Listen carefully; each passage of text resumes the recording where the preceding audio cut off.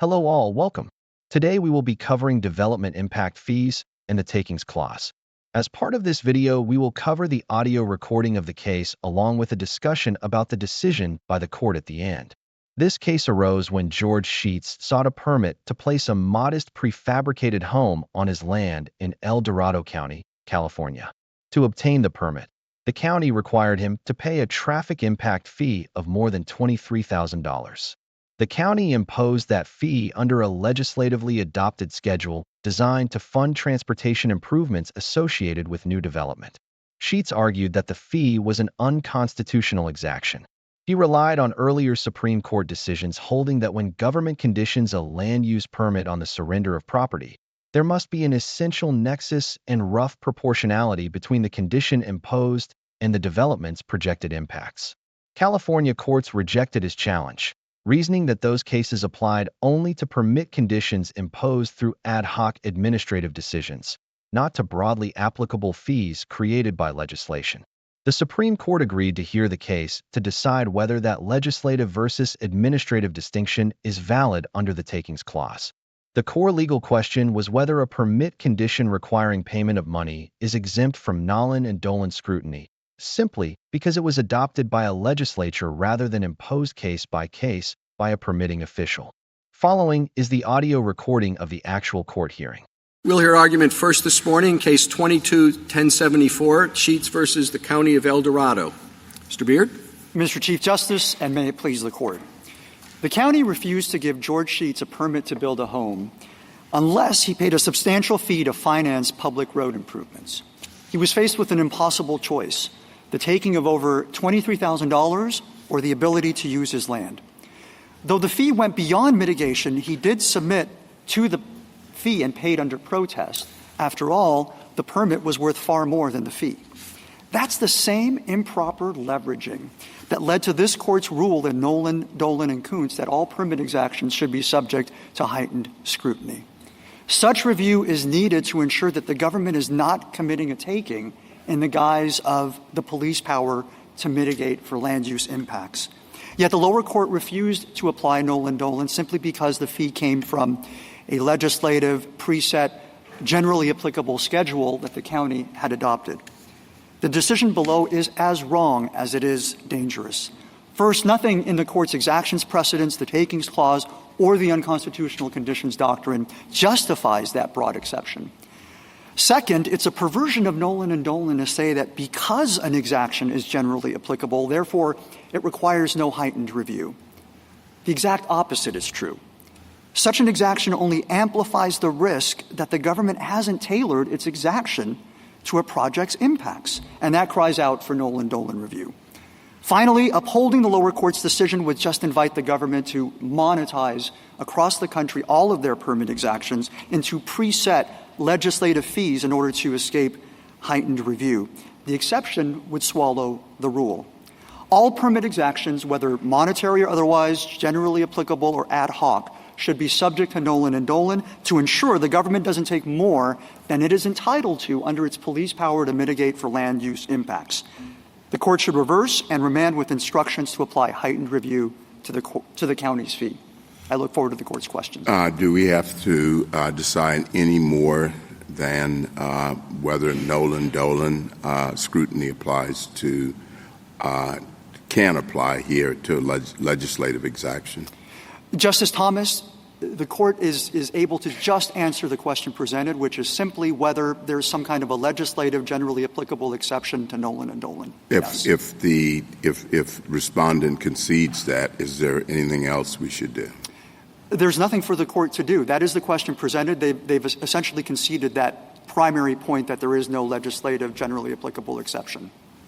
Can I ask a fundamental I was just going to say, in all of the other takings cases, there was an identical property interest that was at issue. So unless your argument is that money is property, this is a very different application of the takings clause, isn't it?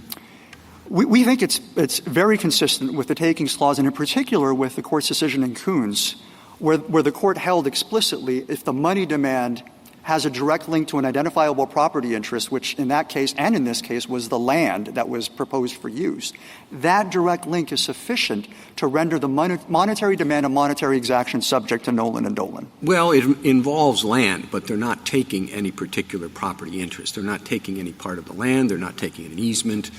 It's just use to which the land is being put. You can argue it's the value of the land. But, and even in the other cases where we're talking about money, it's usually money in a particular pot, whether it's, in the legal fees case or those sorts of situations. I don't think there's another case under Nolan and Dolan and Kuntz where what's involved is simply value as opposed to a concrete identifiable property interest. It's true that it is Kuntz that we are relying on for that identifiable property interest link to the property demand. It comes within the unique context of the land use permitting process where there's a concern about the improper leveraging of the permit to extort money or land. And as Kuntz again said, so long as the monetary demand operates on or burdens a particular piece of property, as in Kuntz and as here, that is sufficient. Taxes and user fees do that. General building permits do that. And Kuntz was very clear that, I'm quoting from it, this case does not affect the ability of government to impose property taxes, user fees, and similar laws and regulations that may impose financial burdens on property owners. Now, I don't think we need to reach this question, but it wasn't really argued below, and it wasn't even argued in the presentation on cert of what's the difference between this and those kinds of impositions. Justice Sotomayor, I can see arguments on both sides, but I don't understand why the essence of Kuntz is what the Chief observed, which is the state taking for its own personal use your property, an identified piece of property? Money has never been viewed as that way. Well, in Kuntz, money was viewed as a protectable interest when tied to the underlying land on which it was operating. It was either give me an easement or give me money, so it was tied to a property interest the government was going to take over. That is not a reasonable reading of Kuntz. It wasn't the tie between the monetary demand and the in lieu request for a dedication of real property. It was the tie between the monetary demand operating on the property owner's land.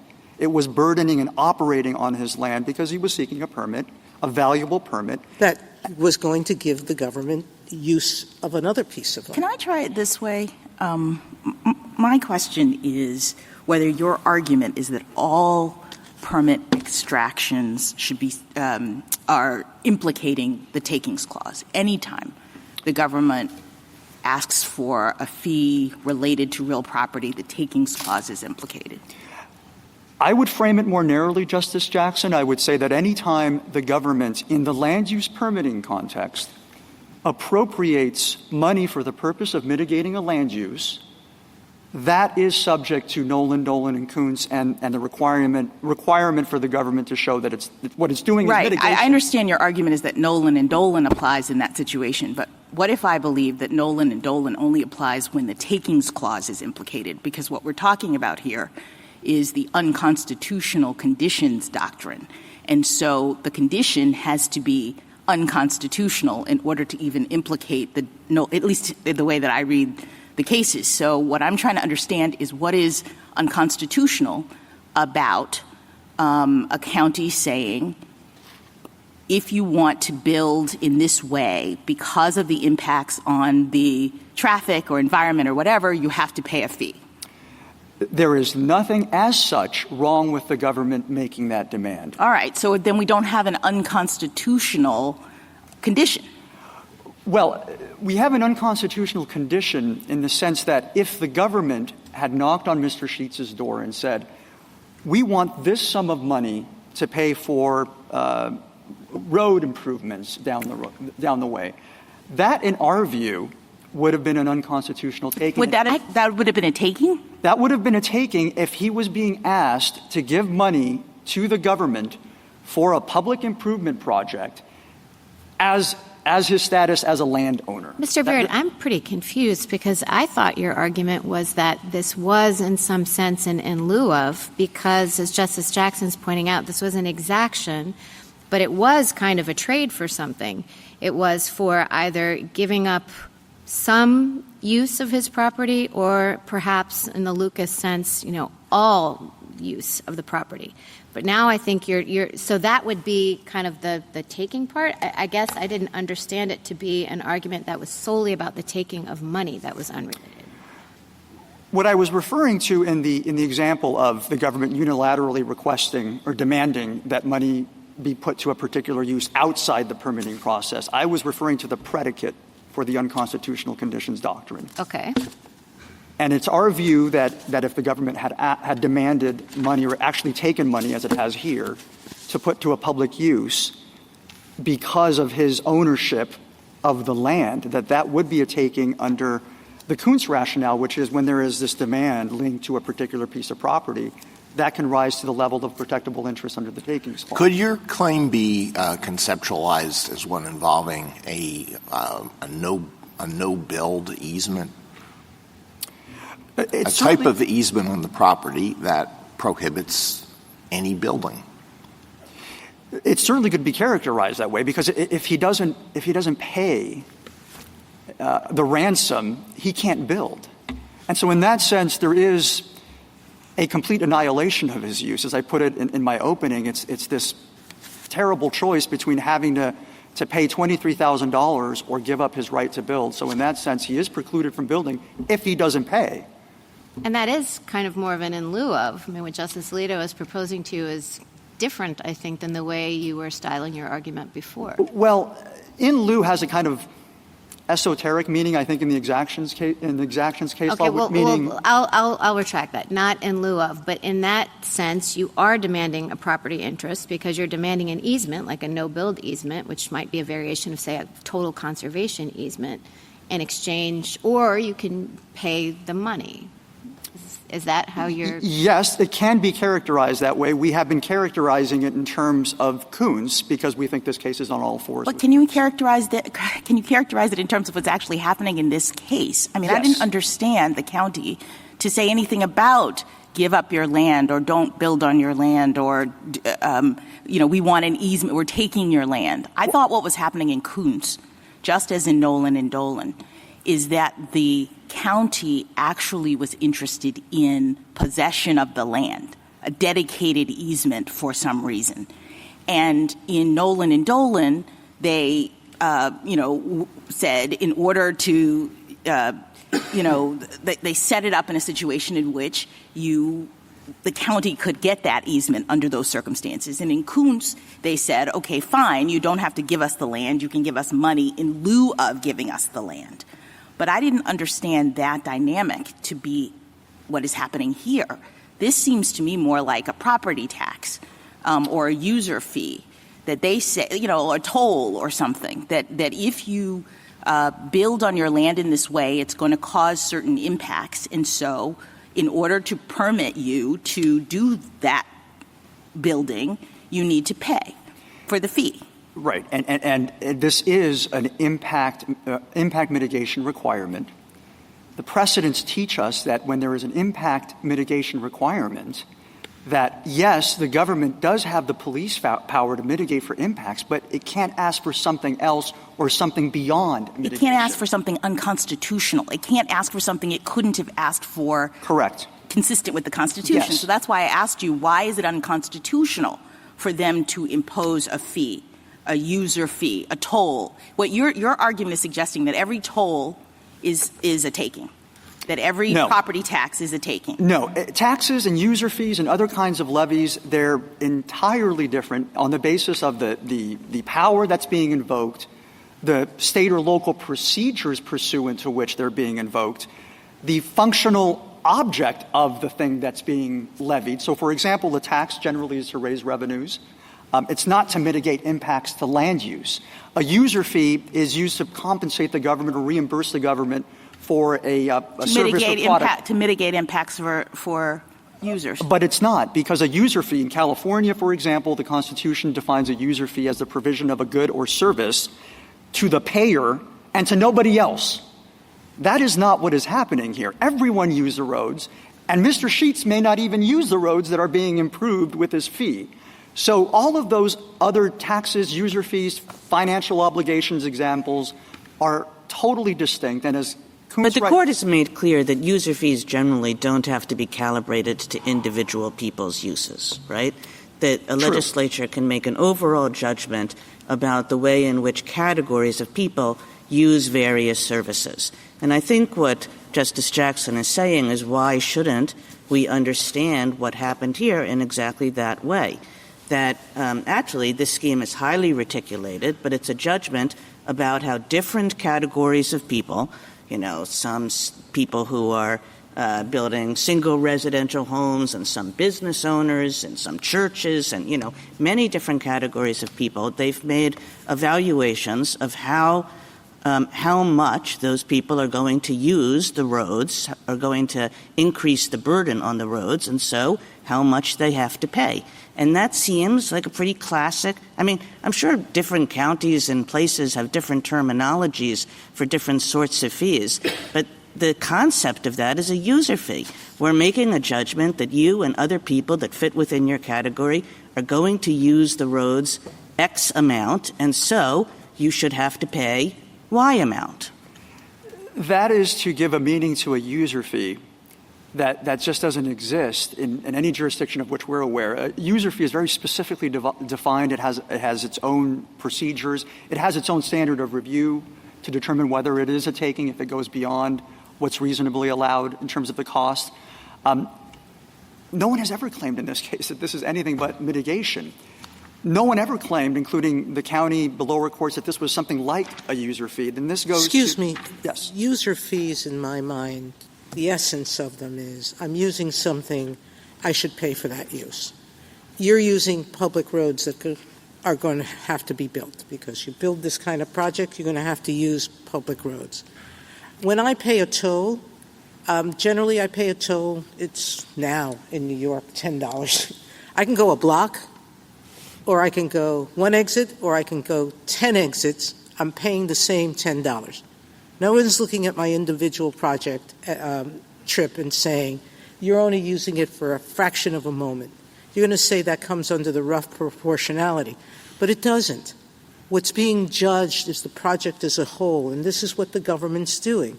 So I said to you, this hasn't really been fleshed out below, but the concept that has to be addressed is what's the essence of a user fee.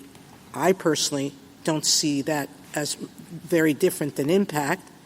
But the question is, when a court is reviewing that, is it reviewing it for reasonableness, proportionality, or is it reviewing it for impact on an individual property? And I don't see how it can be that. So this may be a hybrid, and we may have to look at it someday, but it is not pure one side or the other. Justice Sotomayor, I think your example just highlights the fact that user fees, like a toll, it's a kind of user fee, there's no question about that, but it highlights the fact that, yes, user fees are subject to more lax review. What we're talking about entirely is the heartland of land use regulation, where the government holds a permit over the property owner's head, a very valuable permit, and says, we'll give you your right to build so long as you pay us. That's quite right, that in these kinds of cases we're concerned about the sort of leverage that a government official or a legislature has because of the permitting process. But still, you have to show that outside the permitting process there would be a taking. That's when – I think you've agreed to that already. I don't think you disagree with that. So you need a taking outside the permitting process in order then to say, oh, gosh, in this permitting process, what the government is trying to do is leverage its power to force people to give up their right to just compensation. But you need the right to just compensation to exist.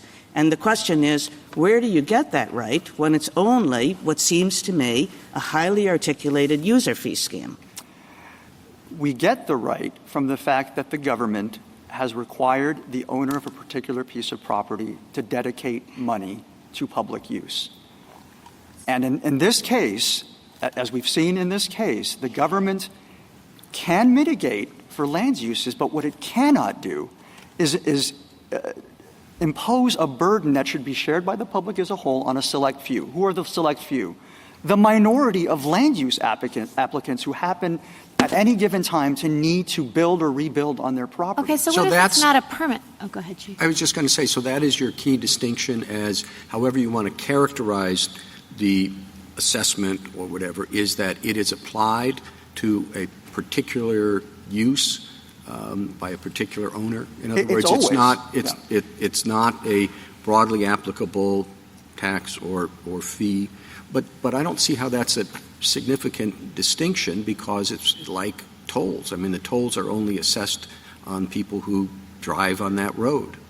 And yet that doesn't suggest that the tolls are a taking. Well, and that's because, and they may be a taking, so we don't want to concede that point. But it's a user fee, again, is reimbursement for a product or service used. I don't have to buy those easy passes anymore? That's a matter of convenience, though, Your Honor. Well, Mr. Beard, suppose one thinks that there has to be a very close connection that your case involves what is allegedly a very close connection to real property, and that's the issue that would be presented in this case. If you win on the question on which we granted cert, which is whether there's a total exemption for legislative enactments. So let's assume for the sake of argument that the court were to agree with you on that. And so there has to be an application of whatever the test is to legislative enactments. And then there are legislative enactments and there are legislative enactments. And they somehow apply to a very broad category of property, and some could apply to a very narrow category of property. And my question is whether you think that the test that applies to a legislative enactment that applies to a category of property should be the same as the one that applies in the permitting process where there is an individualized determination. So let me give you two examples. You have a law like this that imposes a fee, a particular fee, a set fee on anybody who builds a tiny house, like 500 square feet. I don't know how many square feet a tiny house has, but a tiny house, okay? Everybody, they do a study and they figure out that people on average who have these tiny houses have X number of cars, and they calculate that. Or they have anybody who wants to build anything pays the same fee. So the person who wants to build a tiny house pays the same amount as somebody who wants to build a 20,000-foot house. Now, how would you apply it in those two situations? Justice Alito, in both circumstances, is the fee being applied to mitigate the use of the land? Yeah. Mm-hmm. There would be no difference that I can perceive in those two examples. In each case, the government would need to show, if challenged, the government would need to show nexus and rough proportionality. On an individualized basis for legislative categorical enactments, the same standard that you would apply to a permit? Well, the individualized determination language comes from Dolan, as Your Honor knows, and it requires some sort of individualized determination. That is a substantive standard, as we view it, that just requires that the focus be on the individual parcel or property in question. So the inquiry is never, is there a connection between the fee and a broad class of properties as different in nature and in impacts as they may be? That is not the inquiry under Dolan. What we would insist on is that the same standard. Of course, I mean, I'm very interested in this exact same question. Let's assume that there was a taking. Let's just put that aside, the questions that we've been talking about. And let's assume that you're right, that there's some kind of unconstitutional conditions doctrine that does apply to generally applicable legislation, right? And then I think what Justice Alito is saying is, why would it be the exact same kind of unconstitutional conditions, requirement, test, evaluation, what have you, when we're not talking about an individual permitting decision, but we're talking about a generally applicable scheme. I mean, the legislature has decided to cut across a wide swath of individuals. What would it mean to do parcel-based Nolan-Dolan in that context?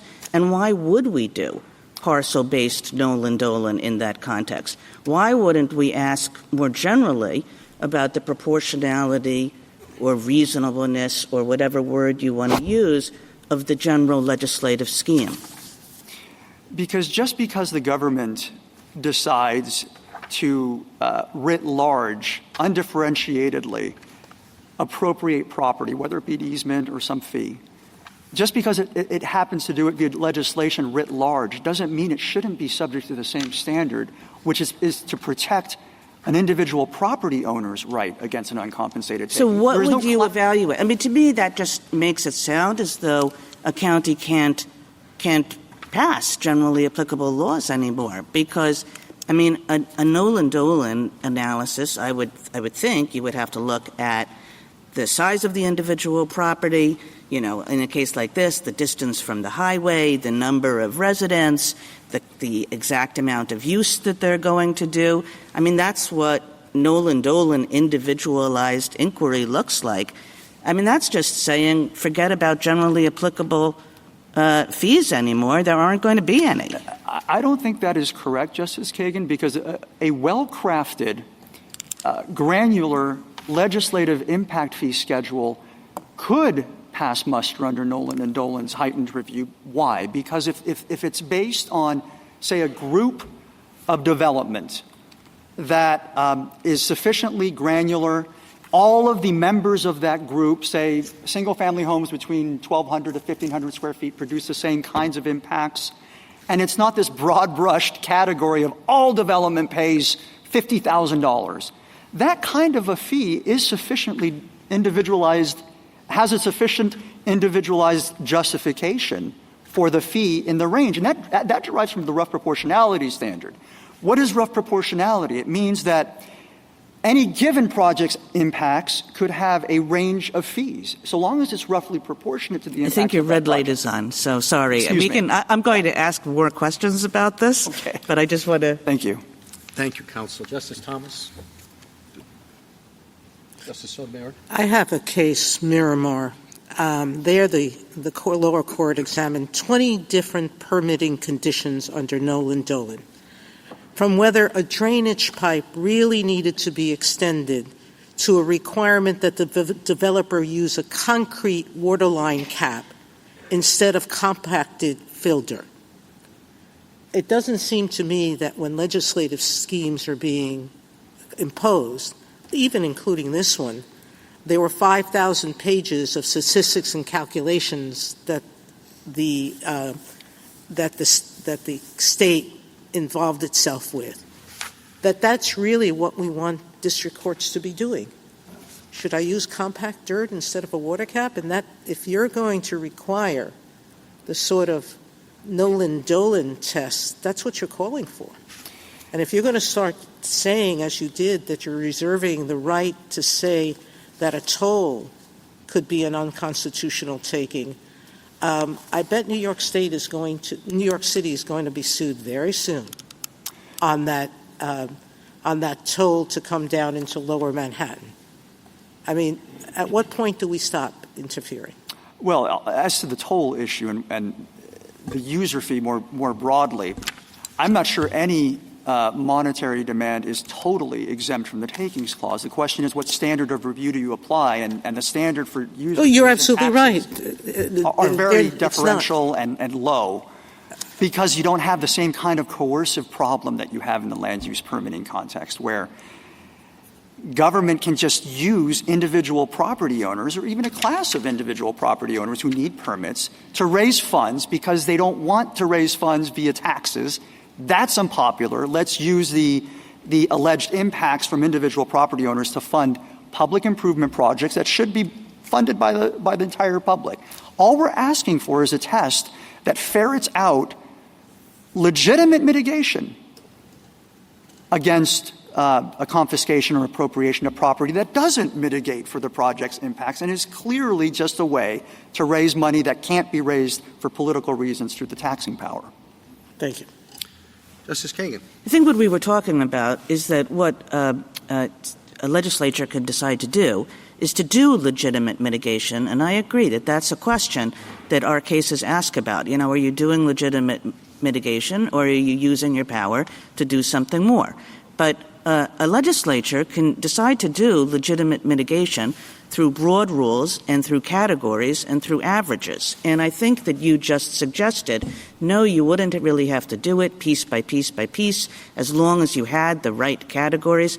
But I think I'm going to suggest that this scheme is highly reticulated. I'm just going to read you all the categories. Single-family residential, multifamily residential, high-trip commercial, general commercial, office, industrial, warehouse, church, gas station, golf course, campground, bed and breakfast. Those are a lot of categories. And, so what's wrong with a county doing exactly this? We're going to set up lots of different categories that reflect how much use we think different enterprises and activities how much use they put on the roads, and then we're going to charge them fees. And there's going to be some averages. Some people are going to pay a little bit more than they should. Some people are going to pay a little bit less. But, except if we're going to go house by house by house, that seems to be what a county would do. So the problem with the fee that was imposed on Mr. Sheetz, yes, they have categories, and he falls into the single-family category, although they group all single-family homes together, for example. Anything from, 400 to 500 square feet to 5,000, 6,000 square feet, all of them have the same impacts. But the fundamental problem is the burden shifting. The county specifically and purposely shifted the burden of traffic impacts from non-residential, retail, office, other commercial, onto new residential. And the reason they said they did it was because we don't want to discourage new commercial from coming into our jurisdiction. We don't want to overburden them with impact fees. Let's just shift the burden over to residential. It's that kind of burden shifting that reveals that the fee actually was not tailored to Mr. Sheetz's Thank you, impacts. Mr. Beard. Thank you. Justice Gorsuch. Just want to make sure I understand that last exchange and some others like it. We're dealing here with a legislative challenge, a challenged piece of legislation. But of course, in Dolan, there was legislation that executive actors were pursuing. And in fact, executive actors usually pursue takings or any other action pursuant to legislation. And so whether it's legislative or an executive action, we're dealing with a law. And the question is whether it's proportional. And one thing that might go to proportionality in a specific case, because you're not making a facial challenge, you're making an as-applied challenge, is how carefully reticulated it is to your circumstance. Is that a fair summary of the question once we move past the QP? Yes. Okay. And I think a lot of what Justice Kagan and others have said might well go to proportionality and make this proportional. Now, I know you disagree with that, but would you at least agree that that's an available argument on remand? On remand, the county could certainly argue that the fee that was imposed on Mr. Sheetz was roughly proportional to his impacts. Because it's a carefully reticulated scheme. Correct. Of course, we would disagree with that. I understand yes, you disagree with that. It certainly has that argument available. That would be the nature of the dispute on remand. Yes. All right, thank you. Justice Kavanaugh? Can I just pick up on that? If you win on the idea that legislative exactions are subject to Nolan-Dolan and you win on impact fees are subject to Nolan-Dolan, then it comes down to how do you apply the nexus and rough proportionality test that Justice Kagan, Justice Alito, Justice Gorsuch have been asking you about. And I found your reply brief, first of all, the amicus briefs of the states and of the American Planning Association, for example, say, in essence, paraphrasing, it would be a total disaster to try to do that on a parcel-specific basis and would really destroy the concept of imposing impact fees for new development. And in your reply brief, I thought you came back on page 16 and said, well, a fee based on classes of development can survive Nolan-Dolan, fee schedule premised on a range of fees for different development classes will not necessarily run afoul of Nolan Dolan, and I think you've repeated that today. And then you have a sentence, of course, to guarantee the fee is constitutional, the government must make an individualized determination that the fee as applies to his project satisfies Nolan Dolan. So I view those two things as inconsistent in that paragraph, and I'm trying to kind of drill down on what exactly are you saying needs to be shown by a county when it has a fee schedule or formula in order to show rough proportionality? When challenged, it needs to show that the fee from the schedule bears an essential nexus and rough proportionality to the impacts of the proposed development before it. So getting to that last sentence that Your Honor read, the idea is that many jurisdictions, Texas is one of them, they have what I would call default. Illinois has it too. Default legislative impact fee schedules. They have very well-crafted, detailed impact fee schedules. They don't do this weird burden shifting for political reasons.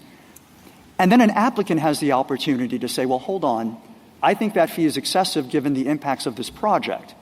Now, if it's well-articulated and well-crafted, you're not going to see many challenges from developers, especially the mid to larger-sized developers.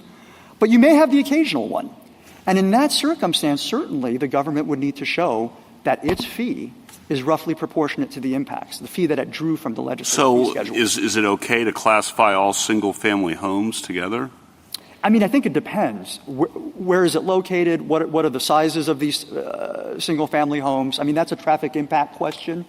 But certainly, that's a critical question for workability of what you're proposing. At least that's what I think amicus briefs suggest, and the county suggests that the current way of or not the current way, but approaching it in a formula-based way would be more transparent, more predictable, and that your way is going to be more time-consuming, administratively burdensome. So I just want to make sure you have a chance to respond to that. It very well may be, but this is a constitutional standard, and the Constitution doesn't have to. But then where are the predictability? Where are the lines drawn? Does single-family homes have to be divided into small, medium, large? How close you are to the highway? Do you have bikers in the household who don't use the roads? Well, it doesn't. The proportionality question, the nexus and proportionality questions don't rely on what the individuals are doing.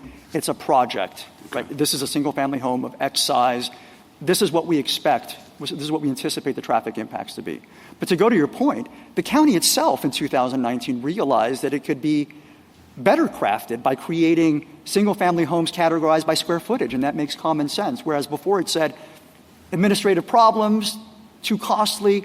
Now we see that they're going in that direction. And all applying Nolan and Dolan will do is keep governments honest and to make sure that they're actually doing the work of creating fees where an individual project will come before it, and that fee from the schedule will be roughly proportional. And that's great, but I'm not sure how you answer that question, but I think I'll let it go there. Okay. Justice Barrett? I have one question that's related to Justice Kavanaugh's question, which is, it seems kind of like a nightmare to figure out where the line should be drawn in these categories, and you're trying to mitigate the potential consequences of that. I mean, when you're deciding how articulated it has to be, would the lines drawn between various categories be judged on a rational basis level? Because it seems like you're saying, well, you look at whether the category is roughly proportional, but as Justice Kavanaugh's pointing out, individual parcels within that category may have varying impacts on the traffic. So how do you decide where the line should be drawn? Is it proportionality? Is that your answer? Proportionality as to the particular project and rough proportionality as to the particular project. So as I said, there could be a fee within a category to which that project belongs that may be roughly proportionate. It doesn't have to be exact. It could be roughly proportionate. Okay. And as to the lines, categories, and how do you judge those, that sounds to me like a facial challenge to the program, that the program hasn't been done correctly because it's created categories. Okay, let's let that go. The other question that I have is about how much your argument is tied to the fact this arises in the permitting context. So let's imagine that instead of tying this traffic impact exaction to granting the permit, let's say that your client builds the home, and then after that, so permit's been granted and fallen out of the picture, the county comes back and says, we're going to have a special assessment applicable to everybody in this development of X amount of money. So it's the same $20,000 that your client paid to cover traffic impacts. Does that implicate Nolan Dolan? Since that occurs outside the land use permitting context, that would not implicate the Nolan Dolan tests. Do you think it might be a taking or implicate the takings clause? Well, as I said earlier, I don't know that any monetary appropriation is carte blanche exempt from the takings clause. The question really comes down to, has the government, in exercising its assessment power, its tax power, police power, has it exceeded what it's entitled to under that power? And so property taxes too? Property taxes, one case that was cited in Kuntz from 1916, Brushaber said, yeah, the progressive tax is constitutional, there's no taking. We could imagine a situation where it becomes so confiscatory that that portion of it may become a taking. So that's just to say that taxes generally are, as a matter, just as a matter of fact, exempt. You're not going to mount a very strong takings challenge to a tax. Thank you. Yeah. Justice Jackson? So I guess I'm really, really confused now because I did not understand the taking question constitutionally, the way that we analyze it and think about it, to be a matter of, has the government overstepped its authority? I thought that takings were the dedication of private property to public use for which the government would have to pay just compensation. Yes. All right. So if that's the case, then it seems to me we have to have that kernel of thing happening in whatever scenario that you say Nolan and Dolan applies. And I don't understand why that's happening in a situation like the one that Justice Barrett articulated or any of the toll situations. So, for example, in this very case, instead of a fee schedule at the beginning for a single-use person like your client, the county says, we will just set up a toll booth outside of the road in front of his house. And so instead of charging him a certain amount for riding on the roads up front via this fee schedule, we'll make him pay every time he comes home. Taking, in your perspective? That sounds to me like a user fee that is occurring outside the land use permitting context with a special. It's not outside the land use. It's not outside land use because he's only doing this, as the Chief Justice posited, because he has to come there in order to get to his house. I don't conceive of that as being within the heartland of land use permitting. Land use permitting is kind of a very defined world where you go for a permit to use your property, you need the government's permission to do so, and the government extorts something in return. But doesn't the something have to be a dedicated use of the property in order for the takings clause to apply? Yes. Right. So why is that happening in a situation in which the government is just asking for a fee in connection with the getting the permit? Because the government is directing the owner of property to make a monetary payment for land use mitigation purposes. If it's in that world. Okay, so how does just compensation work? The takings clause says that the government can do that. They just have to pay just compensation. So in your scenario where the government is extracting a fee in this way as a part of conditioning, what is the just compensation part of this? Well, it's the just compensation part of it is that the government has appropriated a sum of money for which it owes compensation, a refund. So basically you're saying, unlike our normal takings jurisprudence that would allow the government to do it, they just have to pay.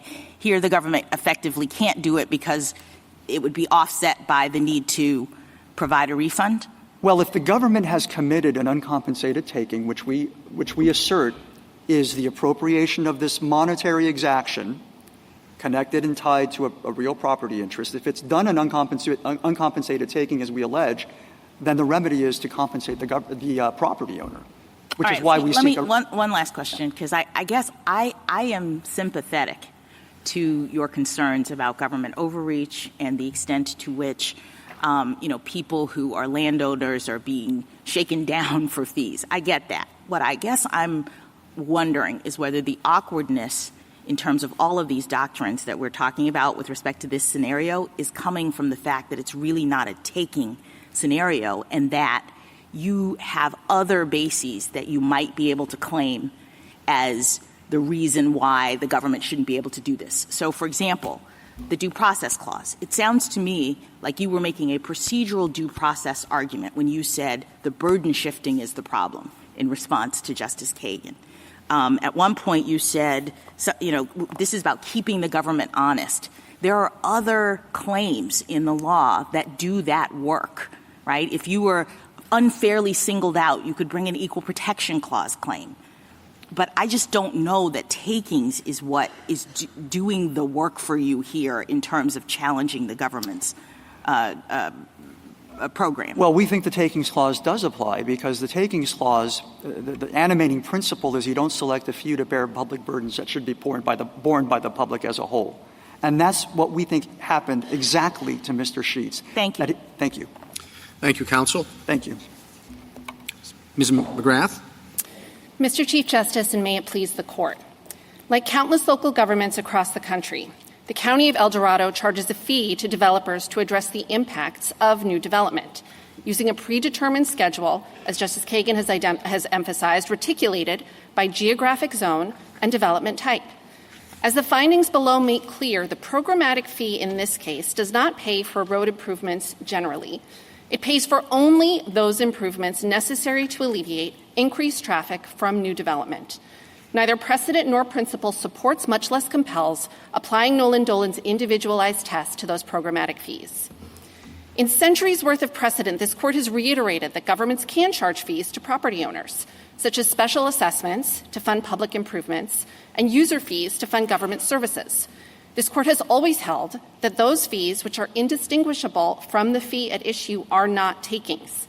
Without that predicate for application of the unconstitutional conditions doctrine, Nolan-Dolan cannot apply. More fundamentally, the county's impact fee shares all of the key features with the other property taxes, user fees, and similar property-based charges that this Court has cordoned off from Nolan-Dolan review. It is imposed by the legislature subject to an array of state law requirements and applies to all similar new development in the county based on the legislature's finding that new development creates the need for and will benefit from the road improvements the fee will fund. And critically, it does not attempt to obtain any dedication of real property. Petitioner would disregard those limiting features and expand Nolan-Dolan to commonplace impact fees, but doing so would have dire consequences for land use planning. Forcing local governments to justify a programmatic fee on a parcel-by-parcel basis would disrupt, if not destroy, their ability to fund capital-intensive infrastructure necessary to serve new development, bringing such development to a grinding halt. The Takings Clause does not compel that sea change. I welcome the Court's questions.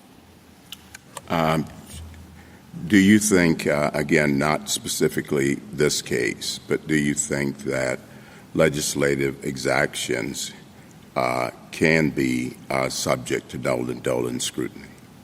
I think that there are legislative exactions that could be subject to Nolan-Dolan scrutiny, yes, Justice Thomas. I think our position here, which is the position and the rule that the Court of Appeal applied below, is that certain kinds of legislative development impact fees do categorically fall outside of Nolan-Dolan. While it's possible to imagine or identify scenarios where the legislature might affect a taking on a programmatic basis, we would not bring those kinds of unusual scenarios within our rule. But our position is that this type of legislation does categorically fall outside Nolan-Dolan. Well, it seems that much of your argument actually goes to the nature of the fee itself, as opposed to its origins in legislation. I agree with that our position is not that the legislature categorically has some sort of insulation from what Nolan Dolan requires. Our position is that when the legislature acts in this case as the legislature has in a way that is functionally and constitutionally indistinguishable from the way that the legislature acts in instances where the court has already said that Nolan Dolan does not apply, that is the reason that Nolan Dolan does not apply in this context. Well, that argument could have been the same argument could have been made in Nolan and Dolan. You could have made the same argument that this type of tax in that case that from an ordinance or from a local regulation was exempt because of the nature of the exaction.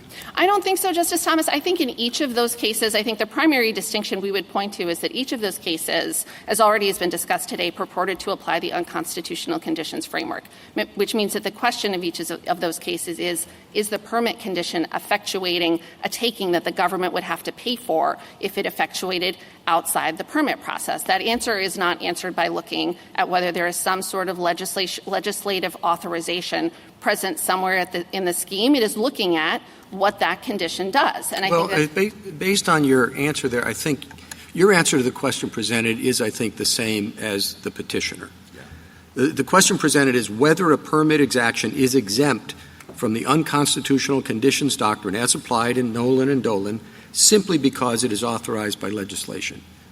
You've said the answer to that is no, that the fact that it's legislation does not give it an automatic exemption. Your friend's answer is no, for the same reason. Well, I think today I heard my friend's answer to be more candid, just as it is in his brief, is that his position is that any permit condition that is imposed on a development permit is subject to Nolan Dolan. That is what he said on page 44 in the blue brief, and the relief that he is asking from this court is also the relief that I heard him asking for this morning. And so in answering the question presented, I think what that highlights is that the question is not whether some sort of legislative authorization somewhere in the scheme categorically exempts permit conditions from Nolan Dolan. The question is whether this kind of legislation, which is ubiquitous and commonly used, is subject to Nolan Dolan. And there I would also refer back to what the question presented says about the unconstitutional conditions doctrine.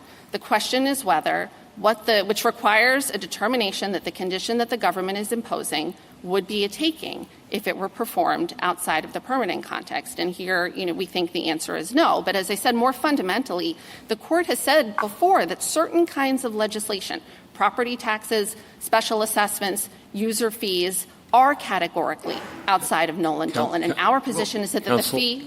I think you're right about all that whether this is a tax is a really interesting question. Whether it's a user fee is a really interesting question. But as I read the Court of Appeals below, they said we're not even going to get into any of that because Nolan and Dolan simply doesn't apply to legislative enactments of any kind, whether it's a tax, whether it's a fee, whether it's something else. And I thought we had taken the case to address that question. And as the Chief Justice has pointed out, I think there's radical agreement on that question today. I think if you read... And so what would be wrong with allowing both sides to go back and make their arguments, recognizing that Nolan and Dolan does apply to some legislative enactments. And then you can go back to the courts below and talk about whether this is a tax, whether it's a user fee, or whether it isn't. But that there's just no categorical exemption from legislative enactments. What would be wrong with that holding today? I think which we might all be able to walk out of the courtroom agreeing on. I think that the two main problems with that, Justice Gorsuch, is that is not the rule that the Court of Appeal applied below. And I think on page 17... Let's say that's the premise on which I think we understood we took this case. Me, myself, and I. Then what? I think that then, if the question is whether we would welcome an opinion that simply says there is no legislative exemption from Nolan Dolan, I think we would prevail under that standard because that is not the position or the rule that the Court of Appeal applied below. The Court of Appeal applied a rule that said that legislatively mandated development... I think you're fighting my condition. If that's how I understood the Court of Appeal below, and if that's how I understood the QP that we're being asked to decide, and if we can all agree on that, Would the government fight a world in which it's allowed to go back and make all of the arguments you want to make here today before another court in the first instance, rather than asking us, a court of review, rather than first view, to try and tackle them? I think my answer would be similar, is that I think it would be an odd opinion to write where there's not the rule that was applied below. But I'll take the hypothetical. And even there, I think what is apparent from the briefing and what you hear from the arguments today is that the core of this disagreement is about whether all permit conditions are or are not subject to Nolan Dolan. That's the very premise of the QP, is whether there's an exemption. No, the premise of the QP is, well, we know when in Dolan, for example, administrative agents said you have to give me a 15-foot strip to access to the beach, that was subject to an unconstitutional conditions analysis. And the only difference between that and this is that there you had an executive actor who was applying a legislative command, and here you have an executive actor applying maybe a more specific or more obvious legislative command. But in both instances, they're executive actors applying legislative commands, and we're being asked, I think, just to decide whether that makes a difference. I think that what happened in Nolan, Dolan, and Kuntz all looks fundamentally different from what the county is doing here, in a way that I think bears on what you are getting at, Justice Gorsuch, which is that what the governments were doing in Nolan, Dolan, and Kuntz looks fundamentally different from the county scheme, which is indistinguishable from property taxes, user fees, Is this special a tax? assessments. Is this a tax? I mean, if we're going to go down that road, do you think – I didn't see that word in your brief. I might have missed it. Oh, I do you think this is a tax under California law? Under California law, it is not a tax, but I think for purposes of constitutional law, it is a tax. And the case. So we have to decide that. We have to decide is constitutionally it's a tax, even though under California law it's not a tax, in order to go down this road of resolving the parties' disputes beyond the QP. I think that our position is that the most straightforward way for the court to resolve this case is to say that the fee that the county charged here is indistinguishable from property taxes, special assessments, and user fees, as this court has always defined them. Counsel, I'm puzzled by your statements about what the court below held. It said over and over again that Nolan and Dolan do not apply to legislation. Quote, only individualized development fees, as distinguished from legislatively mandated, generally applicable development fees, are subject to the Nolan-Dolan test. That's on page 407. On 409, while the Nolan-Dolan test applies to monetary land use exactions which are imposed ad hoc on an individual and discretionary basis, it does not apply to generally applicable development impact fees imposed through legislative action. As our Supreme Court has explained, legislatively prescribed monetary fees, as distinguished from a monetary condition imposed on an individual permit application on an ad hoc basis that are imposed as a condition of development, are not subject to the Nolan-Dolan test. I think, Justice Alito, that each of those descriptions of the Court of Appeals rule incorporates the additional nuances that we are emphasizing here, which is not the presence of legislation. It is a development impact fee that applies, as here, generally to a broad class of permit applicants, meaning it applies the way that legislatures typically make broad program Counsel, particularly you're fighting the words. And what's the difference between that? Would that statement apply to a legislature saying, you get a permit only if you pay us $20,000 or dedicate 10% of your land to conservation? Now, that would be a taking, wouldn't it? It would be a taking. So you're fighting. They were saying if it's part of a generalized scheme, no matter how it's imposed, as opposed to an individual assessment, it's out of Nolan-Dolan. So it's not. It can be in Nolan-Dolan. The question is this type of fee subject to Nolan-Dolan? I agree with you, but that's what Justice Alito was saying. They started from a broader sense of saying there can never be a taking if it's generalized imposition by a legislature. And that's just not true. I don't take the Court of Appeal to have applied that rule. In California, well, you're fighting how others read this. If they applied that, if they didn't apply that rule, well, let's start over. Let's assume that legislative exactions are covered by Nolan-Dolan. And then you want to say, but impact fees, I think, are exempt from Nolan-Dolan, right? That's correct. Okay. But wouldn't that allow a county or government entity, to impose exorbitant impact fees that are obviously being used to fund improvements in the other part of the county that the county can't get the county council or whatever to pass tax increases for? And isn't that a core concern of our entire jurisprudence in this area? I think that would not enable counties to do what you're describing, Justice Kavanaugh, and I think that those limits would flow directly from the analogies that we're drawing to the special assessment context, where the legislature does have authority to decide which properties will be— Can I just interrupt? I'm sorry. You said impact fees are not subject to scrutiny under Nolan-Dolan.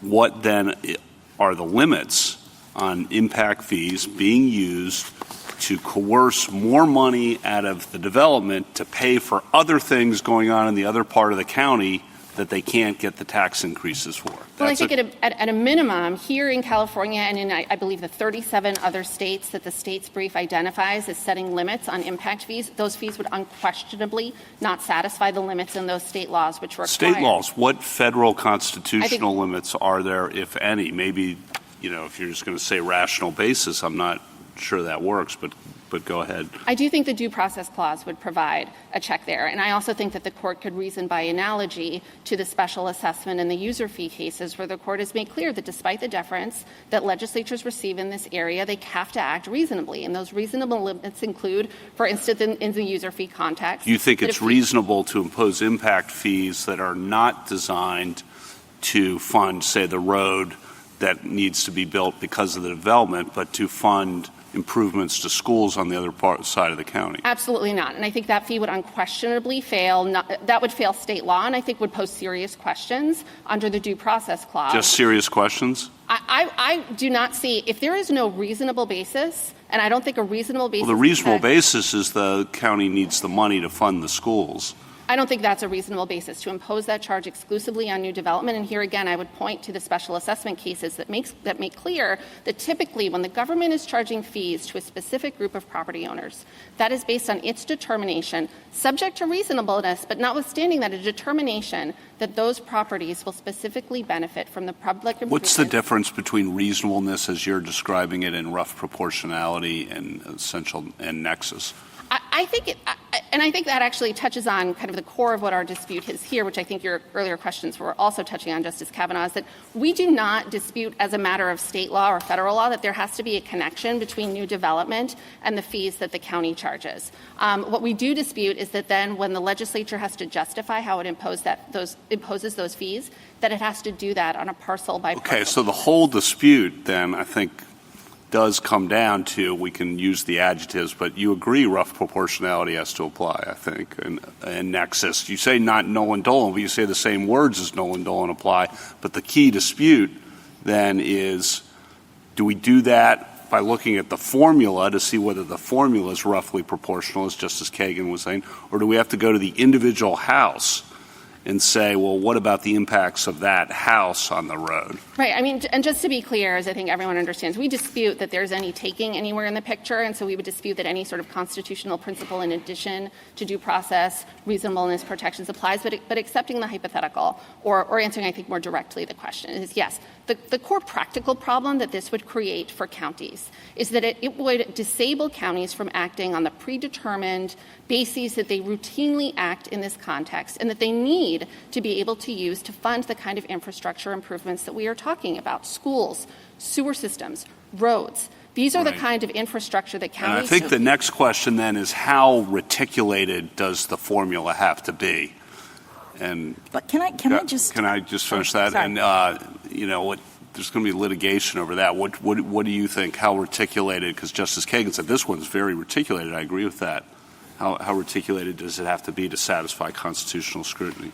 Under the constitutional test, again, putting aside the 36 state laws that I think would require exactly the connection that California, that El Dorado drew in this case, that the 5,000-page administrative record supports. I think as a matter of constitutional law, there would need to be a line that the legislature would need to draw between the properties on which the fee is imposed and the nature of the fee that I think would prevent, and I would certainly take the position that it would prevent, counties from tagging new developers exclusively to pay for entirely unrelated public improvements. Sorry. No, that's all right. Sorry.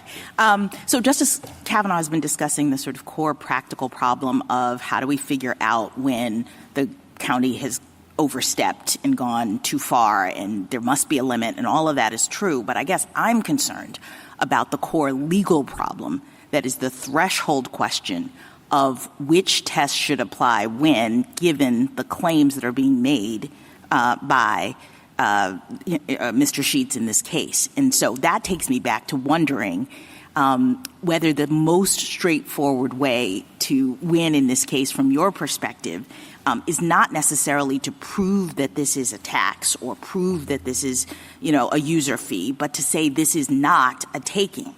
We have very clear, very well-established legal principles as to what qualifies as a taking. And whatever this is, I think we can say that since it isn't the kind of dedicated property appropriation that occurs in Nolan, Dolan, and Coons, that it's not a taking, so this particular formula doesn't apply. Isn't that the most straightforward? Like Justice Gorsuch was starting to investigate your position that this qualifies as a tax, and so then we have to sort of figure out, well, what does that mean? And is it a tax? Can't you win by just saying this is not a taking? Yes, absolutely. We would welcome that opinion. That is our position. And the reason that we invoke the tax and the property tax and special assessment context is that the court has categorically said those are not takings. But absolutely, we agree. Even putting all that to the side, there is no possible taking here. The question was asked earlier about could a county go to a development and say you have to pay the fees that result from the burdens on county infrastructure that flow from this development. For instance, you need to pay for the sewer improvements that are going to be needed to the county sewer system to account for the fact that we are expecting an additional 5,000 residents to inhabit this new development. Unquestionably, there is a county could do that outside the permitting context, and that's the answer to the question in this case. Thank you, counsel. Justice Thomas? Justice Alito? When you talk about due process, are you talking about substantive or procedural due process? I think procedural due process. So what the argument would be that certain procedures have to be applied on an individualized basis before this fee could be assessed against, collected against a particular landowner? I think we would invoke the same kind of due process principles that are identified in cases like bimetallic, which said that procedural due process operates in this area, but it operates at a highly, highly generalized level that requires counties to do things like enact legislation, provide opportunity for comment and feedback, but that counties do not. It is affirmatively rejected the idea that counties need to do that on an individualized basis. But beyond that, Justice Alito, I also think if I can return to answering the rest of the question. That was an answer. Thank you. Justice Sotomayor? Perfect. Justice Kagan? Ms. McGrath, I want to follow up on Justice Gorsuch's idea of radical agreement. And I want to give you suggest what it is that there is radical agreement on and what it is that there's not radical agreement on, and see if you agree with me. So what there is radical agreement on is that you don't get a pass from unconstitutional conditions analysis just because you've passed generally applicable legislation.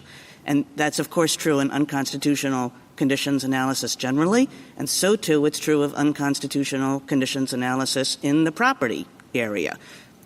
If there has been a taking, and that taking is being leveraged in the permitting process by generally applicable legislation, there's no pass just because that's the mechanism that's being used. So first, let me ask you if you agree with that. I agree. Okay. Here are two things it seems to me that the parties fundamentally disagree on, which is probably one of these two things is going to answer this dispute in the end. But there are two things is, number one, is there a taking at all? Because if this is just something like a tax, unconstitutional conditions analysis never comes into play. And you say it never comes into play, and Mr. Beard says it absolutely comes into play. So that's one question that you're very much at odds on. Is that correct? That's correct. The second question that you're very much at odds on is, even if you assume that there has been some kind of taking here and that unconstitutional analysis does come into play, and by that I mean what we have in past cases called Nolan-Dolan analysis, right? Even if you assume that that unconstitutional analysis comes into play, it might look very different from what Nolan-Dolan analysis looks like, just because Nolan and Dolan were focused on individual parcels, individual property owners, and this is a general scheme, and it would be very difficult to apply Nolan and Dolan analysis literally to a general scheme, so that there might be ways in which Nolan-Dolan analysis becomes something that, really looks different in application. And I think Mr. Beard says, no, not really, and you say, yes, really. Is that correct? That's also correct. So that's the agreement. Those are the two big disagreements. I think that is correct. Okay, I just wanted to make that clear. Justice Gorsuch? That's super helpful, because as I read it, and I may be the only one, though I don't think so, the only QP was on the first question, whether Nolan-Dolan applies to legislative enactments. There was a circuit split. That's why we took the case, and we could answer that and be done. Now, if we went on, we have to decide whether it's a tax for the first one, and on the second one, we have to decide whether there's a difference between legislative enactments and gross and specific actions. On that, I guess I had a question. Couldn't one recharacterize what happened in Dolan as legislation in gross? There was a county code that said, if thou wants to develop on a beach, thou will give 15-foot easements. And all they did was pretty much ministerially apply the legislative code. So how are we supposed to draw a distinction? If we're going to go down that road and try and decide that question, which I don't think is before us, but if we were to, how do we distinguish between Dolan and your case? So I think there are two bases of distinction. I think one relates to what Dolan itself decided. And there I think that Dolan itself involved legislation that looks very different from the legislation here in two respects. And here I would point the court to page 380 of the Dolan decision, which emphasized two features of that ordinance. One was that it allowed for variances, significant variances from any sort of baseline mitigation floor that the legislation imposes. And number two, it gave permitting officials discretion to identify the amount of open space that was required under that scheme. Yeah, but they didn't do either of those things. They just pretty much followed the rule. 15-foot easement, boom, you got to give us a 15-foot easement, as I understood it. I think that's also, of course, putting to the side the fact that case involved an easement and therefore didn't raise these questions. I understand that, but that's the first can of worms, which we're not getting. I mean, we could say that this is a tax and that's a different, but this is the second can of worms that we're talking about now, which is legislation versus specific. And I guess I'm not sure where we draw that line. I think there the line that we draw, which gets to the second part of my answer to the first question, is on the non-discretionary and mandatory nature of the fees that were charged here. Here the fees are set by a predetermined schedule that is exactly what the petitioner is challenging. So if there were a predetermined schedule, but a potential for variance existed, but they didn't vary, it would then be on the Dolan side of the line rather than your side of the line? I think if it were I think it's on the condition in Dolan is on the Dolan side of the line primarily because there's a taking. But here I think that in a case where there's significant discretion involved or variance is allowed, I think that would be a harder case and a different one. And here we're emphasizing the non-discretionary and mandatory nature, which we think, again, relates primarily to the similarity to Thank you. Justice Kavanaugh? One question on the is it a taking question that Justice Kagan raised, and there's disagreement on that, and you say there's not a taking, and you would answer Justice Jackson the same way. I think, though, then your due process review does, I just want to get back to this, apply concepts like rough proportionality and essential nexus so long as that review is not applied at the parcel-specific level. Is that correct? I think we would use words like reasonableness or rationality rather than rough proportionality, but I think, Justice Kavanaugh, at the end of the day, I take your question to be suggesting there's not a significant difference in your mind between those two scenarios, in which case that is, I think, part of that is part of our position, is that if any sort of heightened review is necessary here, it needs to be performed at a programmatic basis that looks at the categories that the legislature itself has drawn. Thank you. Justice Barrett? No. Justice Jackson? So I just want to clarify, in your exchange with Justice Gorsuch, who very clearly isolated the question presented, as I read it, the question presented, at least as the petitioner put it forward, is whether a permit exaction is exempt from the unconstitutional conditions doctrine simply because it's authorized by legislation. So it seems to me that there is a threshold assumption that the permit exaction would otherwise trigger the unconstitutional conditions doctrine, and the question is it exempt from that just because of legislation? So because there is disagreement about whether it would trigger it to begin with, I would think that to isolate the question presented as at a minimum, we would have to expressly preserve the assumption, right? I mean, our holding would, or our opinion would have to say, assuming that a permit exaction of the nature of this one triggers the unconstitutional, that we couldn't not say that, right, in order to just isolate the question presented. And I think that's exactly right, Justice Jackson. I think that's part of the reason that we think we are directly answering the question presented here, because of that assumption that all permit conditions. And if it turns out that the assumption is easy based on our case law, let's say the court looks at this and very clearly says or thinks that, you know, if we don't have a dedicated appropriation of land kind of scenario, then there is no taking. Would you encourage us to go ahead and say that in this case? Yes. Thank you. Thank you, counsel. Ms. Ross? Thank you, Mr. Chief Justice, and may it please the Court. I'd like to hit three main points, which I think are responsive to a lot of the conversation that we've been having this morning.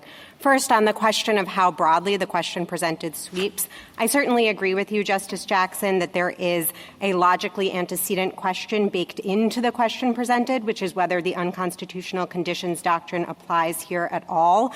For reasons I'd like to talk about in a moment, we don't think it does. But if the Court doesn't want to reach that question, I think what's really important, if it's going to say that there is no sort of legislative exception from Nolan and Dolan, is for the Court to make clear that these are still cases applying, as this Court said in Kuntz, a special application of the unconstitutional conditions framework. And so when the parties go back and parties across this country read this Court's decision, it remains clear that you have to identify a taking for a Nolan-Dolan claim to get off the ground. Second, I think there was some conversation about what is the focus of the taking that petitioner is suggesting here. I think it was clear in his introduction this morning and has been clear throughout the briefing, if you look at pages 25 to 26 in particular of the blue brief, that he's not making any sort of claim regarding a taking of his property, meaning the physical real property. What he is claiming is that this $23,000 fee is itself a taking. And we think that is not correct for all of the reasons that have already been discussed this morning and that many of you have recognized. I think this Court in Kuntz talked about taxes, user fees, and similar laws and regulations. So I don't think that to prevail, the county necessarily has to show that this is a tax or a user fee. But as Justice Barrett pointed out earlier, I think it is quite similar to the class of special assessments that this Court has held for 100+ years in cases like Houck and Fallbrook and French, are not subject to any sort of takings analysis or any heightened takings analysis. They are subject to normal constitutional constraints. And I think this goes to the point that no court, or this Court, at least to my knowledge, has never held that a widely applicable fee paid by large numbers of people to pay for government infrastructure is a taking. And I think doing so in this case would be very disruptive. And I guess this gets me to the last and third point about the disruptiveness of the rule that I hear petitioner to be asking. I think he is asking for, as he has said, a parcel-specific analysis. I think that has several problems. The workability ones certainly have already been discussed. But I also think there's an element of horizontal fairness here. When you have a class and everyone within the class pays the same amount, that actually can be viewed as far more fair than having these one-off individualized determinations. I think in adopting a standard that's more like what the states have suggested in their amicus brief, should the court go down the Nolan-Dolan road, and again, I want to be clear, we don't think there's any reason to do so, but if the court is inclined to do so, I think it would be very important, one, again, to say that this has to operate at the class level, so the class at which the legislature is acting, and two, that reasonable legislative judgments need to be able to be made regarding the class, how the county or the local government is going to allocate the burdens of taxation.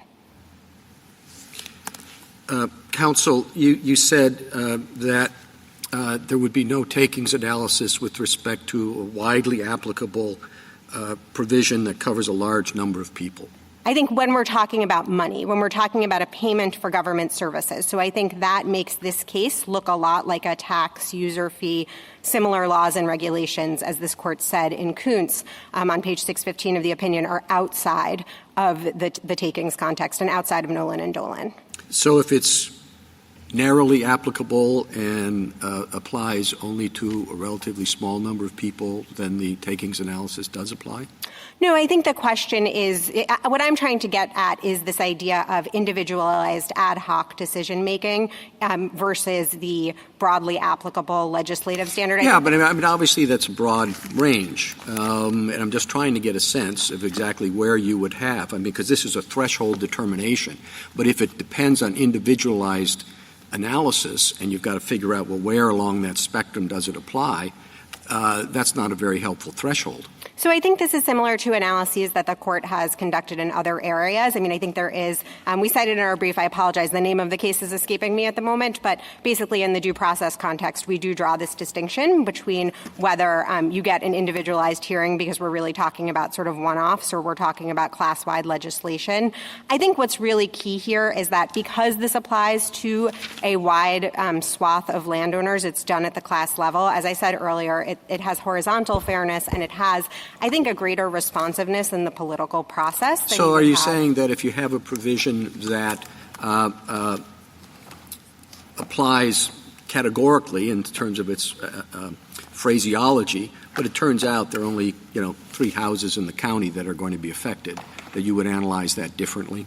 So I'm not sure it becomes a takings problem, Mr. Chief Justice, and I apologize. I probably should have said that initially. I think that, that may have sort of an arbitrariness question under the Due Process Clause or an equal protection. Maybe it's not a class of 1, maybe it's a class of 3 problem, but there would be a singling out analysis. I just don't think that's anything like what we have in this case. Ms. Rawson, I certainly understand your point that classes might be very informative when we're talking about a tax or a user fee and whether it meets rational basis test. But if this were a taking, and I'm not saying it is, okay, I'm not sure we have to answer that question, as I've already indicated. But if it were a taking, why would that make a difference? If the legislature said we're going to take everybody's property, and there's no question they're taking your property, how on earth would that be better than an individualized agency official saying, I'm taking Miss Ross's property and no one else's? So, Justice Gorsuch, I completely agree with you that this consideration is not dispositive. It's relevant when we get to taxes and user fees. I accept that. But you'd agree that it also doesn't cut much if we're actually talking about a true taking. That's correct, Justice Gorsuch. And I think that just reflects that this court has sort of always treated physical appropriations of real property as the quintessential taking, the classic taking, as this court has said time and time again. It's what the clause, the text of the clause itself, I think, is most focused on. And so it makes sense that we have different rules in that context. And so can you just clarify, say a little bit more about that? I mean, you seem fairly confident that this is not a taking. So can you say exactly why that is? Certainly, Justice Jackson. So I think it's not a taking because, as I think I said earlier, this court has never found a taking in a situation in which the government is charging if you want to call it a tax, a user fee, a other similar law or regulation to pay for public benefits, public infrastructure, public services. It has never found a taking in that context. I think there are a few reasons why that's so. First, of course, there is this sort of oft-repeated line that taxes are not takings, and I think that's that has meaning. And the reason it has meaning is because the court has long recognized that governments need to be able to fund themselves, and that when they do so, they are not engaging in, again, this sort of core taking physical appropriation of private property activity. I think if you wanted to put this in a box, the user fee has been talked about a lot this morning. I think a special assessment is a really good way of thinking about this, as I think Justice Barrett noted earlier. The special assessment cases make clear that not only can government charge taxes at sort of a general level, it can also do it. It can define a particular district, as in Houck and Fallbrook and the other sort of irrigation district cases, or it can define a particular class of property owners. Does it matter that it's doing that in connection with property? What I understood Mr. Sheetz's counsel to say is that when you do that in connection with property, then we're sort of getting into takings territory. So I don't think a link to property can be enough, or any link to property can be enough. And if I could give two quick examples, I think a property tax obviously does that, and that has never been thought to be a taking. And similarly, I think a transfer tax. I may really want to exercise my right as a property holder or property owner to sell my property, but nobody has ever thought that the government engages in a taking when it requires me to pay a certain percentage to Maryland or the District of Columbia or whatever it is when I sell my property. So I don't think just any link to property is enough. I think, to bring this back to Kuntz, the link to property that was really at issue there was the in lieu nature of the fee. The choice on the table was pay me or give me over a real property interest, an easement that's going to destroy the right to exclude that this court has recognized as sort of the core right in physical real property, or pay an equivalent amount of money. And the concern, I think, as this court made clear at page 612 of the opinion when it was talking about the anti-circumvention rationale, is that if you allow the county to do that give me one or give me the other, it's always going to be able to get the property that it wanted at the outset, because it can just keep ratcheting up the fee. Do you agree that the California court held that Nolan Dolan does not apply to legislation? So, Justice Alito, with all due respect to the California Court of Appeal, I think the opinion is less than clear in some places. I do think there are parts of the opinion. I think my friend pointed to pages 16 to 17, if I'm remembering correctly. There's a footnote that sort of analogizes this to a special assessment, and I think refers to some of the cases that talk about the in lieu nature. And so if you wanted to squint at the opinion and find a more nuanced rule, I think you could do that. Thank you, counsel. Justice Alito, anything? Justice Sotomayor? Justice Kagan?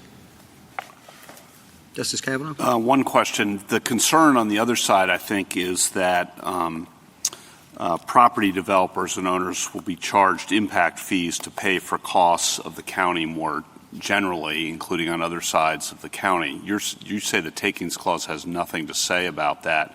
What constitutional limits, if any, are there, and how would you phrase the exact test? Sure. So I think the takings clause, as some of Justice Jackson's questions went to earlier, doesn't really speak to this because, again, it's not talking about things that the government can't do. It's talking about things the government has to pay for when it does do. And so I don't think it's necessarily imposing a substantive limit. But I think certainly state law has filled a lot of this area. Indeed, Dolan sort of drew its test from state law standards that have been well established for decades and I think have only gotten sort of more onerous since then. But federal constitutional provisions, I think there are due process checks. As I mentioned to the Chief Justice, there would be equal protection checks as well. And what would be the phrasing of the due process check? So I think the way that this court has described it is essentially a reasonableness or an arbitrariness test. I acknowledge that courts have given the government significant discretion in this area and the legislature significant discretion in this area, but I think that is often true when we're talking, again, about generally applicable legislation that isn't impeding or isn't taking a private property interest itself. Thank you. Justice Barrett? Justice Jackson? Thank you, counsel. The case is submitted. Oh, rebuttal. I'm sorry. I was up late last night. Thank you, Mr. Chief Justice. Just a few points. The other interesting thing about the Court of Appeals decision is that it doesn't treat this exaction as a tax or a user fee or anything else other than a mitigation requirement.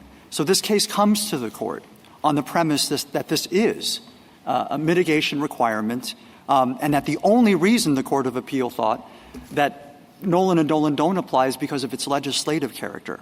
In other words, the courts in California agree with us that at least in some cases, ad hoc impact fees, those are subject to Nolan and Dolan, which I think is an interesting concession from the California courts even that goes contrary to the county's and the United States government's position. On the issue of due process, equal protection, yes, those clauses could be available in a challenge like this. But the problem, of course, is that they provide very little protection to the property owner. Substantive due process, as I understand the cases, would require a showing of arbitrary and capricious on the part of the property owner challenging it. Equal protection would require rational basis. It's Nolan and Dolan that provide the kind of robust protections for property owners that this context requires. On administrability, we are not asking for parcel-specific analyses or project-specific analyses. As such, it is true, as we state in our reply brief, that a project-specific analysis is the way to go if the government wants to guarantee for itself that its mitigation will pass constitutional muster, that the constitutional outcome required by Nolan and Dolan, nexus and rough proportionality are met. The only way to do that is on a project-specific basis. Now, the county here decided to impose this impact fee without any kind of administrative proceeding or hearing or anything like that. And we're not challenging that aspect, but it's curious because in Nolan and Dolan, you did have an administrative process attached to a conditional permit. And so there, the government was able to make that individualized determination that its legislative mandate was or was not tailored to the particular impacts of the project. Finally, everyone loves good roads and schools and public infrastructure, so the government certainly has many tools at its disposal, including taxes, to pay for those. What we're saying is that the government can't select a few, the one or two or a few property owners who happen to need a permit at any given time, to select them to bear the burdens of paying for that public infrastructure. And all Nolan and Dolan do is ensure that that's not happening, that what the government is doing is mitigation and nothing more. Thank you, Your Honor. Thank you, counsel. The case is submitted. That concludes the audio recording of the court proceedings. The court unanimously ruled for Sheetz, vacated the California judgment, and remanded the case. Justice Barrett wrote the opinion of the court. The court held that the Takings Clause does not distinguish between permit conditions imposed legislatively and those imposed administratively. If a government demands property or money as a condition of receiving a land use permit, the constitutional scrutiny described in Nolan and Dolan is not automatically inapplicable simply because the condition appears in legislation. The court reasoned that its takings precedents do not recognize a blanket legislative exception, and that allowing one would undermine the unconstitutional conditions doctrine that protects property owners from government leverage in the permitting process. At the same time, the court did not decide the ultimate validity of the El Dorado fee or resolve the parties' further disagreements about how nexus and proportionality apply in this setting. Justice Sotomayor concurred, joined by Justice Jackson, emphasizing the limited nature of the court's holding and warning that the remand still leaves difficult questions for state courts. Justice Gorsuch also wrote separately to stress that prior exactions cases already pointed toward this result. Justice Kavanaugh wrote another concurrence, joined by Justices Kagan and Jackson, underscoring that the court decided only the legislative exception issue and did not settle how lower courts should assess every generally applicable fee on remand. This concludes this presentation. If you have thoughts on this case and judgment, do comment below the video. Also, to receive notifications of future cases, be sure to subscribe to the channel. Please share the channel link with your friends and peers that you think may be interested in or benefit from it. Thank you.